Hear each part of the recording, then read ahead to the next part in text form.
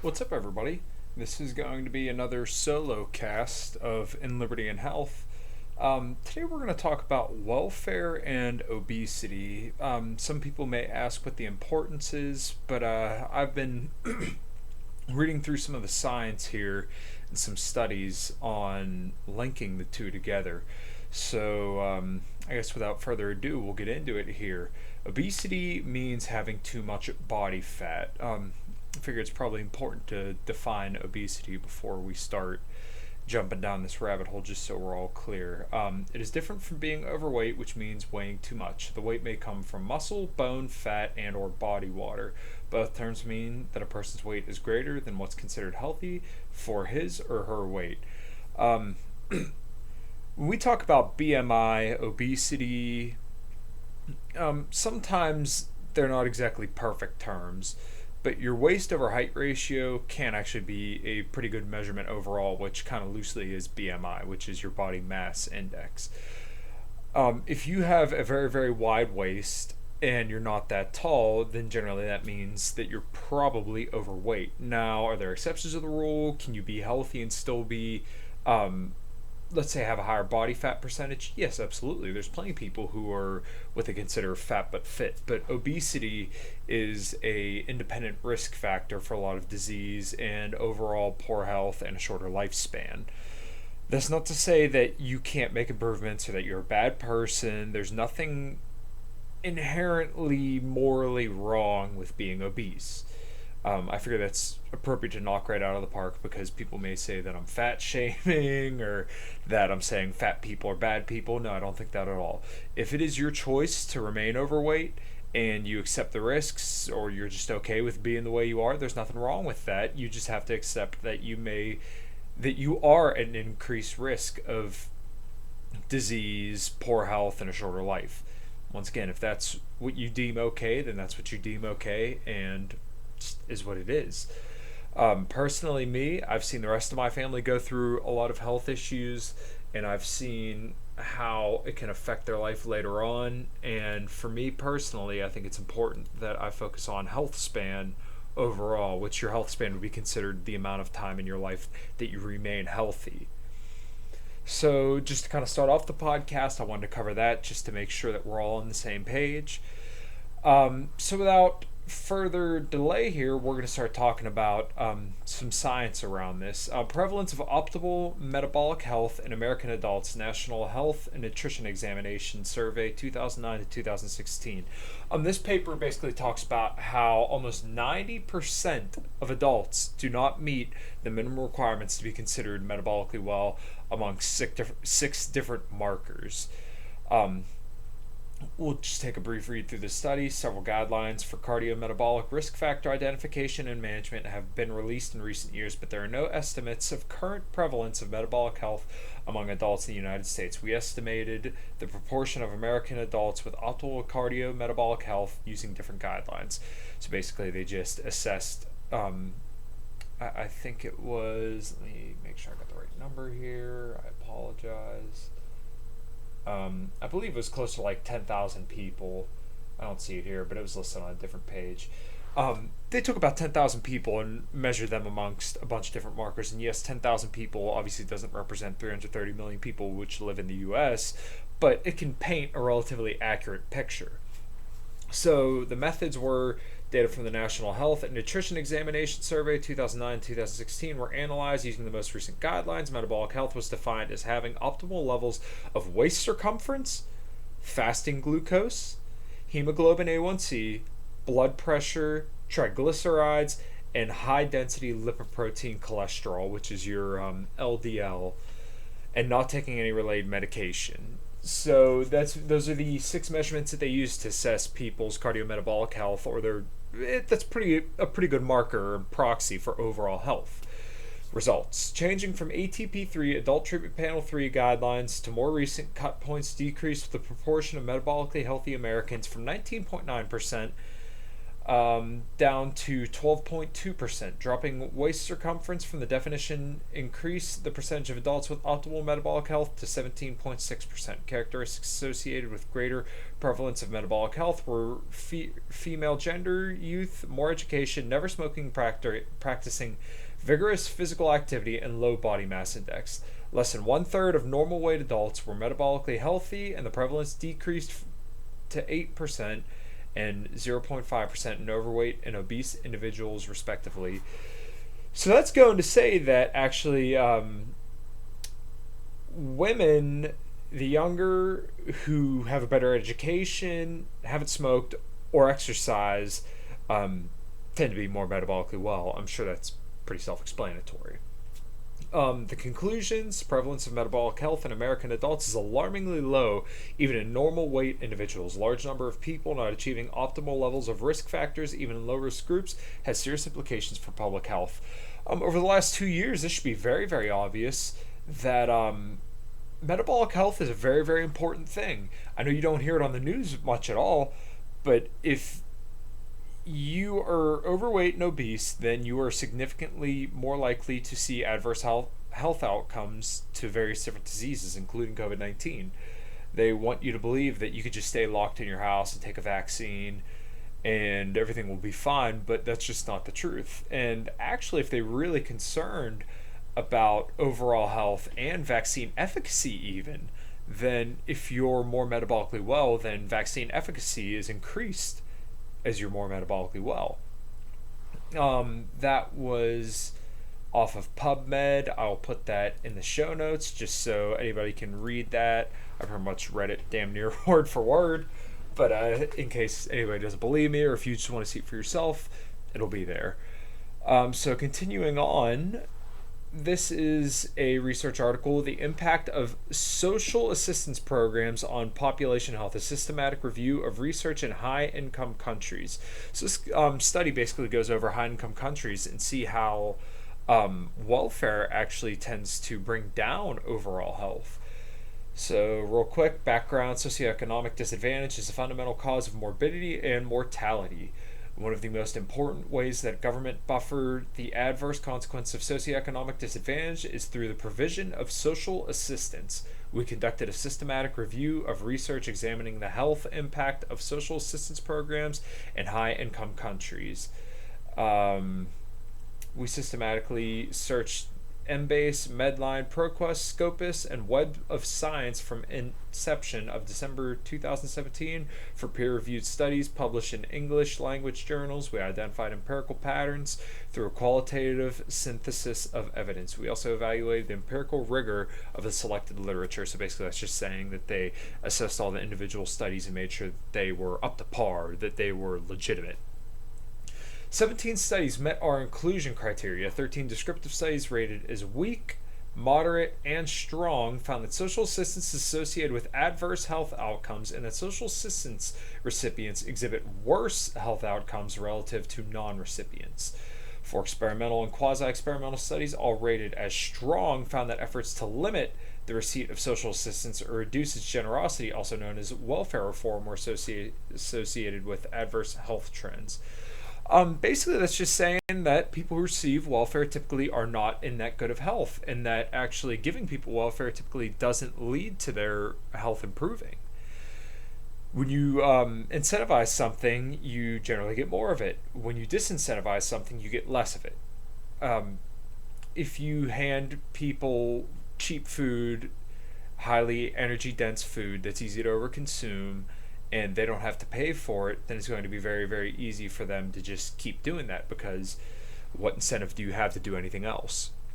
If you don't lay the incentive for people to get back to work, to treat themselves better, then they're just not going to do it.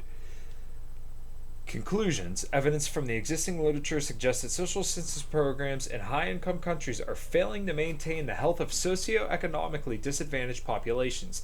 These findings may in part reflect the influence of residual confounding due to unobserved characteristics that distinguish recipients from non-recipients. They may also indicate that the scope and generosity of existing programs are insufficient to offset the negative health consequences of severe socioeconomic disadvantage. So I would agree with their conclusion that when you put people on welfare, once again, their health does not tend to improve. Um, you see a lot of people who use SNAP and EBT cards. They're not generally buying healthy foods, and we'll cover that a little bit later on here. But in the areas that they live, they typically don't have access to the same kind of food that perhaps people that are a little bit more well off do. They may not have the transportation. The healthier foods may just not seem as affordable, although I think they are, as a person who tries to budget for his food and budget for more healthier options. I think a lot of people would be surprised to find that, buying fruits or even grass-fed meat. Yeah, the grass-fed meat may be a little bit more expensive, but fruits and vegetables really aren't that expensive, and they provide a lot of satiety per calorie because they're a lot of water and fiber. The water and fiber takes up a lot of room in your stomach and therefore makes you feel more satiated. It's the different deal with red meat or just animal products in general because they have a high protein content, and protein tends to be very satiating, plus the added benefit of having a high thermic effective food. The high thermic effective food is going to make you're going to burn calories in order to digest said food. I'll just read through this one real quick. They don't really list out the meat of the study here. This is from ScienceDirect.com. Obesity under affluence varies by welfare regimes, the effect of fast food, insecurity, and inequality. Among affluent countries, those with market liberal welfare regimes, which are also English speaking, tend to have the highest prevalence of obesity. The impact of cheap, accessible, high energy food is often invoked in explanation. An alternative approach is that overeating is a response to stress, and that competition, uncertainty, and inequality make market liberal societies more stressful. I disagree with the competition part because I believe that competition does breed greatness, and at the same time, I also believe that it will eventually make people put out a better product for cheaper. That's kind of the whole idea around free markets and voluntarism. Overeating may be a response to stress. I tend to believe that because some people do stress eat, but in market liberal countries with market liberal welfare regimes, we tend to have fast food restaurants. We tend to have a lot of very, very easy, cheap food that's just so easy to overconsume. A general rule, in my opinion, is that you should not eat foods that are high in carbohydrate and fat together and low in protein because they're just going to be so easy to overconsume. You think about foods that are high in fat, high in carbs, and low in protein. You think about milkshakes, you think about chocolate, you think about nuts.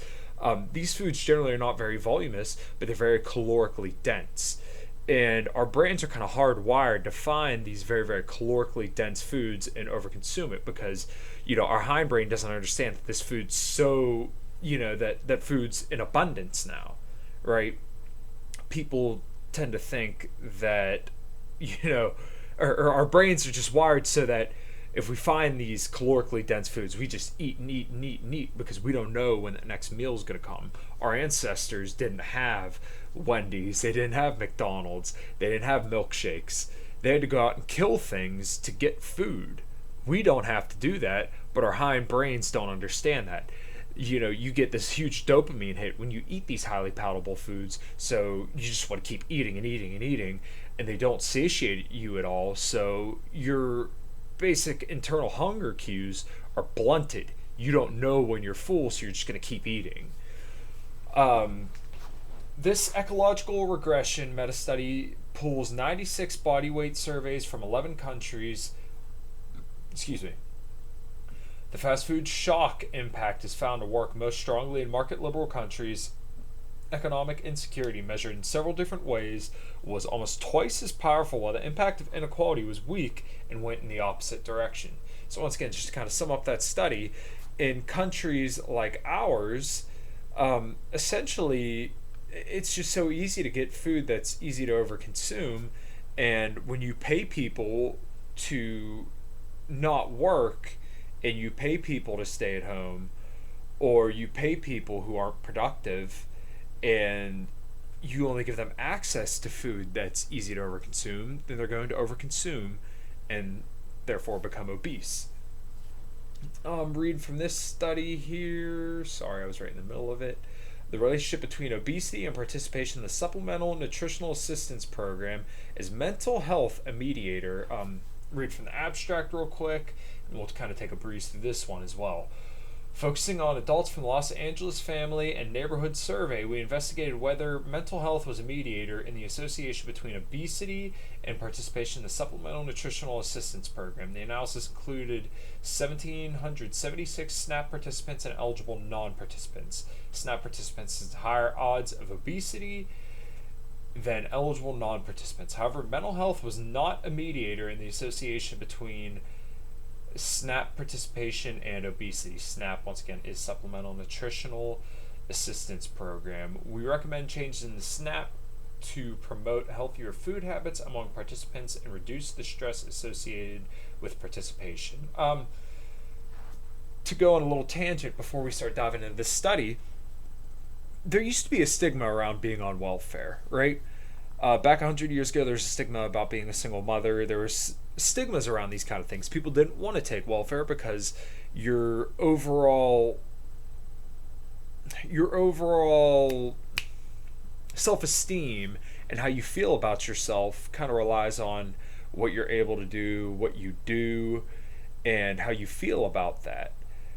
If you're not contributing to society and you don't feel like you're pulling your own weight, then typically your mental health may be a little bit worse. I know when I was about 70 pounds heavier, I was 250 pounds at one point, I did not feel mentally well at all. And I feel like that's the way it goes for a lot of people. I've heard some people say that there is a link between your gut and the food you ingest and the inflammatory cytokines that go from your gut that can go through your spine and reach up to your brain and cause inflammation of the brain, which causes depression, anxiety, and things like that. Now, obviously, I'm no doctor. I don't know about that, but to me, it sounds logical. And I know that once I lost a lot of weight, that I did feel a lot better about myself. Now, you can't necessarily say correlation is causation, but I do think once people get to a better metabolic state and they're leaner and they're healthier, that they do probably feel overall better, because it's hard to lose weight and keep it off.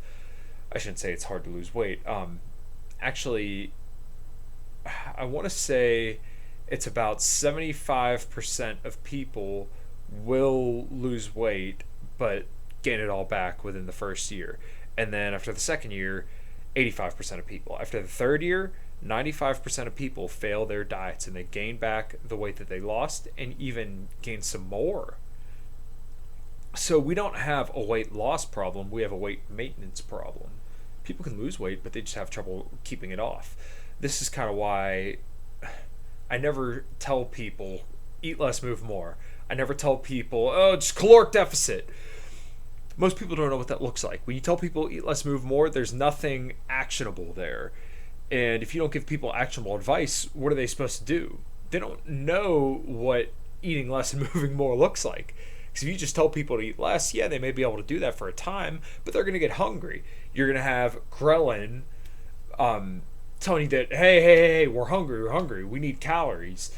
And if you can't sustain that hunger to lose weight, or you're not enjoying it, then eventually you're going to say, screw it, you're just going to binge. You're going to eat a ton of food, and you're going to lose all the progress that you made. So that's why it's important for people to find what they enjoy, find an approach that works for them. More than likely increase protein, increase fiber, eat foods that will keep you fuller for longer to sustain a weight loss kind of diet. We'll just breeze through this. It's been suggested that SNAP participation may negatively affect mental health, and that poor mental health may lead to obesity due to disrupted eating patterns or reduced physical activity. The stress of needing SNAP benefits and not being able to independently support one's family may detrimentally impact mental health.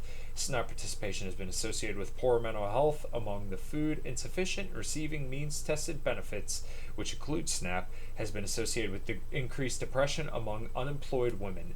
Previous research also shows that 40% of SNAP participants report feelings of embarrassment or stigma for having used SNAP benefits or having other people find out that they use SNAP benefits. However, the adoption of electronic benefit transfer systems seems to have reduced stigma levels.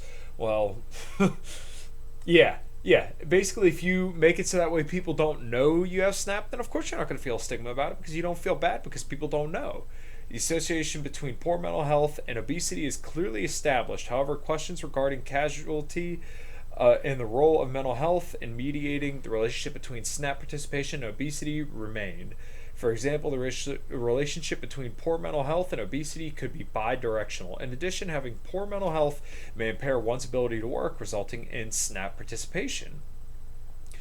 I've heard it said that people who have been unemployed for a longer amount of time typically stay jobless compared to people who just lost their job, because at least I would believe that employers look at that and say, this person just lost their job, so they're probably still kind of in the momentum, right? They're still capable of working. They know that they have to show up on time. They know that they have to work when they're at work. People who've been unemployed for longer may have difficulty adapting that lifestyle, so therefore there's kind of this cliff where once you get to a certain point, you're just no longer considered employable because you've been unemployed for so long that people may doubt your ability or your ethic, your willingness to work. The objectives of the study were to confirm that SNAP participation is associated with obesity among adults from a representative sample of households in Los Angeles County, and to determine whether the association between SNAP participation and obesity is mediated by mental health. To our knowledge, this hypothesis has not been empirically tested before. I don't want to bog down too much here. There's a lot to read here. I'll put this in the show notes just in case people want to read through it.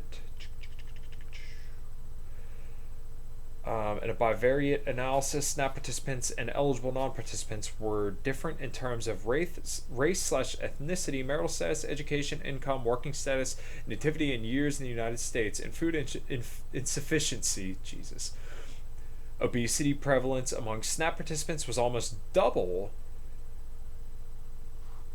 and the prevalence of having a mental health problem more than triple when compared to eligible non-participants. Mental health did not mediate the association between SNAP participation and obesity. The mediation value is 1.42, which is greater than 1.96, and therefore not significant. Results from multivariate mediation analysis show that SNAP participants had almost 3 times the odds of being obese when compared with eligible non-participants. This association was only slightly attenuated when mental health was incorporated into the model. Those who participated in SNAP had 4 times the odds of reporting mental health problem compared to eligible non-participants. So, if you are on welfare, then your likelihood of being obese and having mental health issues is significantly higher. The reason why I'm kind of tying this all into my show is that in order for us to have a free society, we have to encourage robust mental and physical health. We don't want people taking public assistance. We want people to feel good about themselves. We want people to exercise. We want people to eat a healthy diet. And we want people to be free.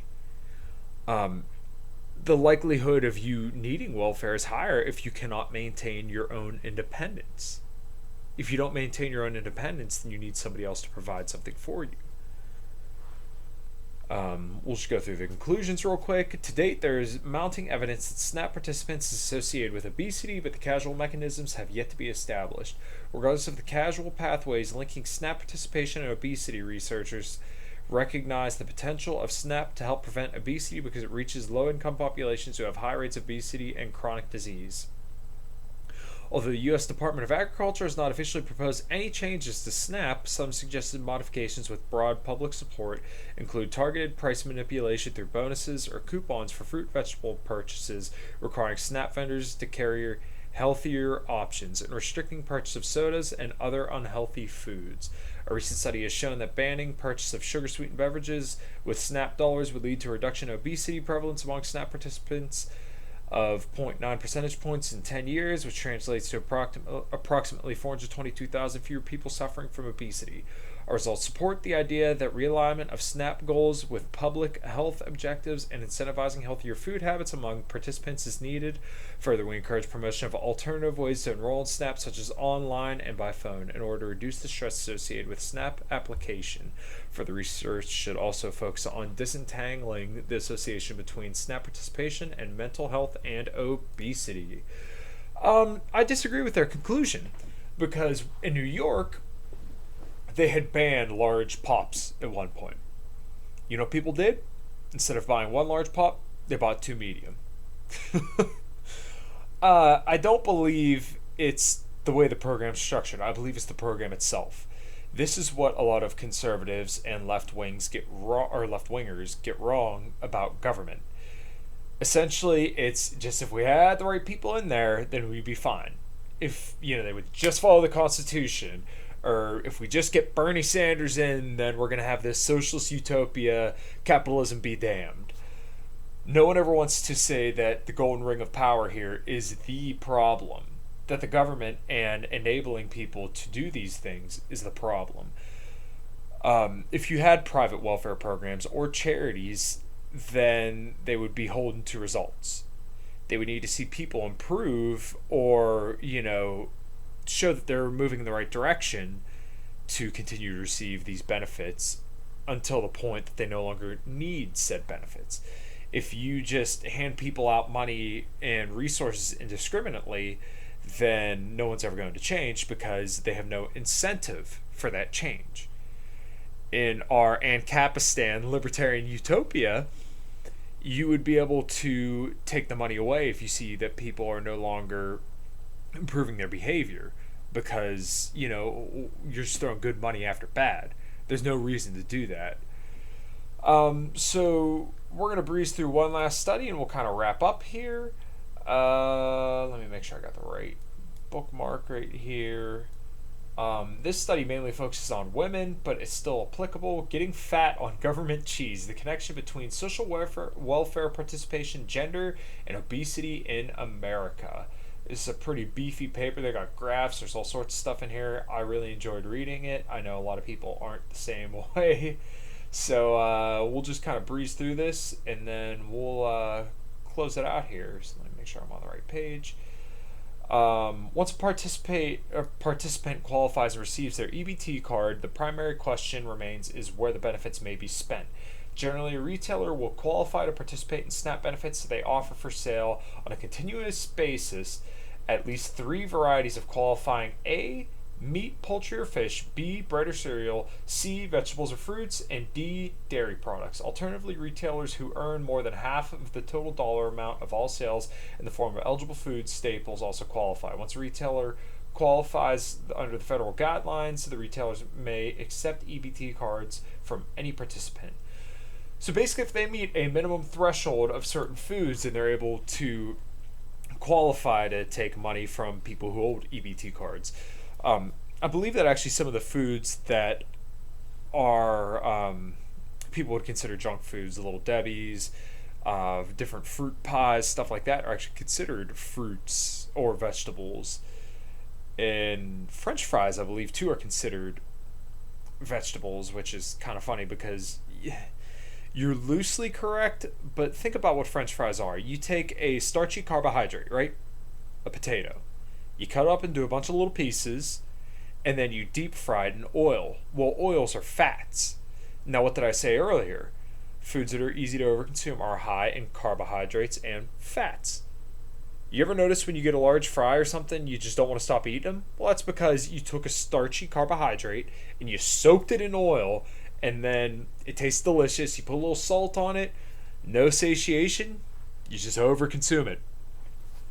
So that's what's considered a vegetable in some cases. So, you see the problem. Continue on the paper here. Impossible choices. Addressing limited access to healthy foods. The first major problem driving obesity among SNAP participants, a group largely made up of poor women, stems from the contradiction between advised purchases and real-world market conditions. While the Farm Bill of 2002 introduced new funding to instruct participants on proper nutrition, no accompanying provision promoting access to those healthy foods suggested by the nutritional materials was ever even considered. Instead, Congress has and continues to proceed on the presumption that all Americans have easy access to a participating supermarket where they can purchase the quote unquote right foods. This also goes to what the hell is the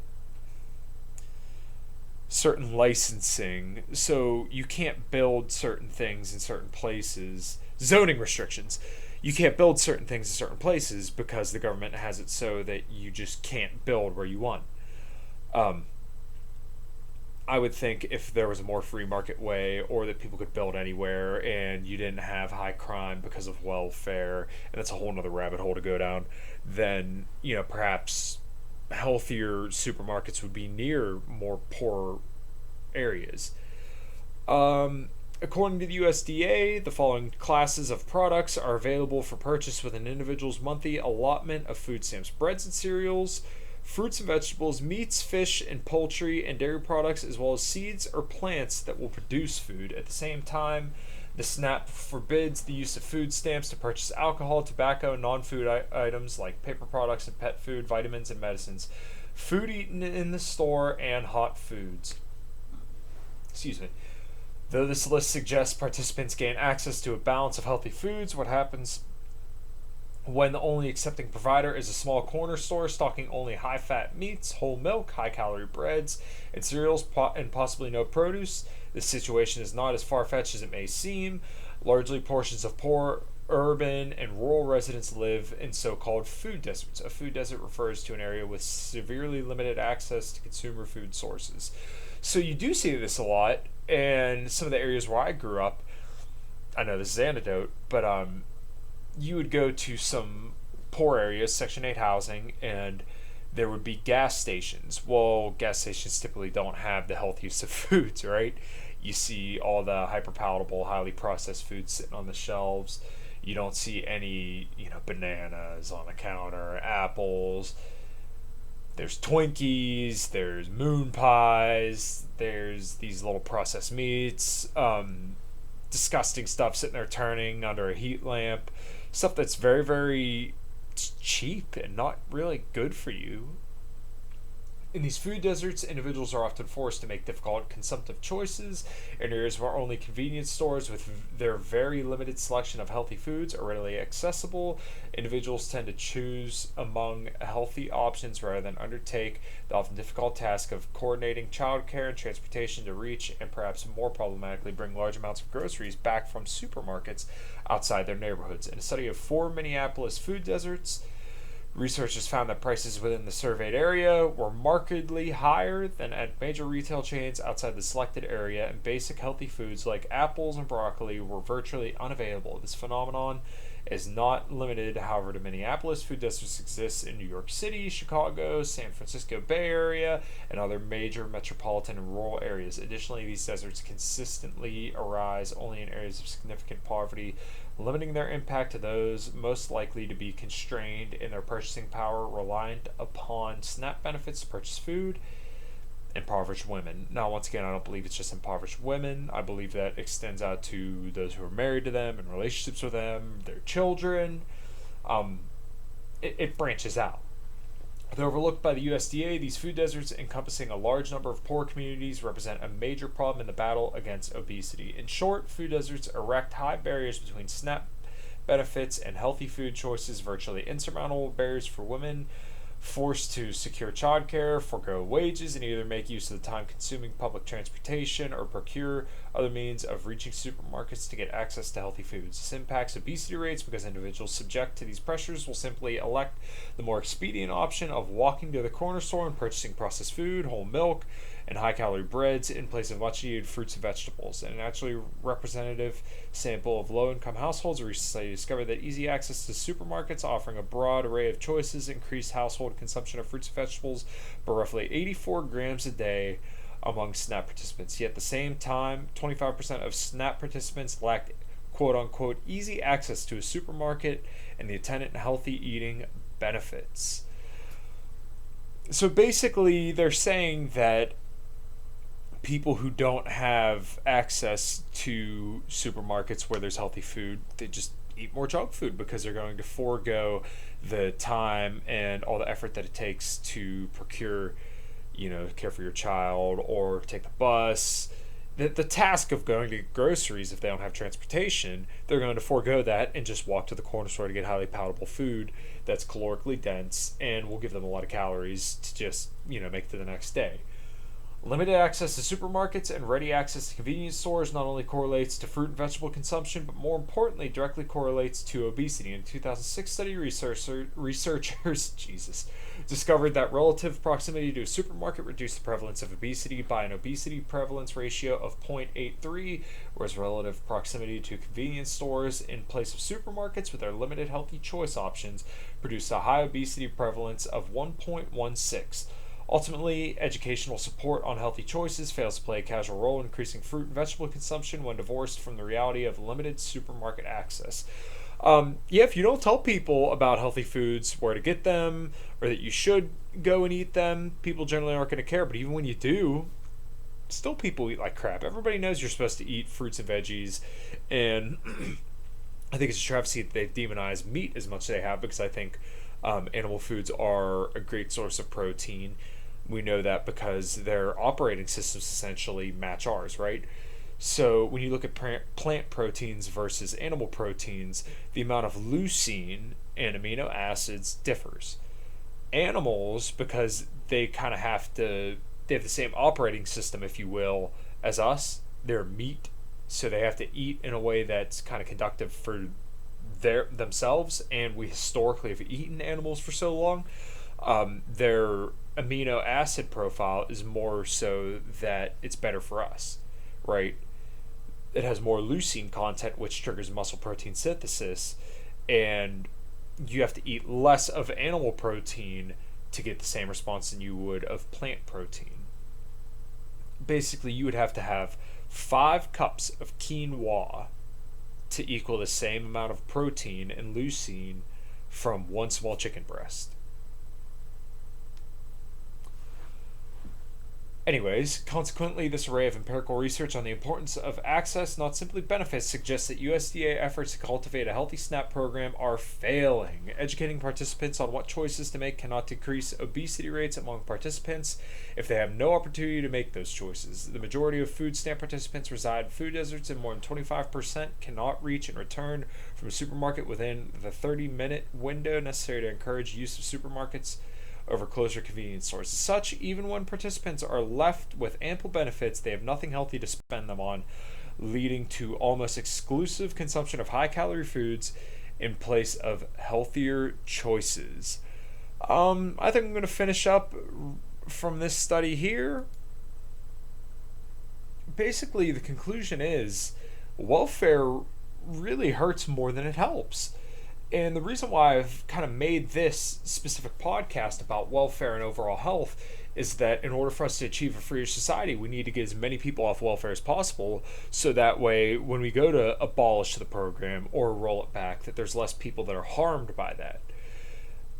I do not have all the answers. I don't think anybody has all the answers for what the issue going forward is, but one of it is going to have to be to cultivate and make a culture of healthier people who understand how to maintain their health, how to lose weight, and how to encourage others to do the same thing. It's not going to be easy. But I'm hoping through this podcast, through the guests I have on, through the people I introduce other people to, that we can cultivate this culture of health and wellness and encourage people to get away from government solutions and more towards health, family, and wholesome solutions that create a better society.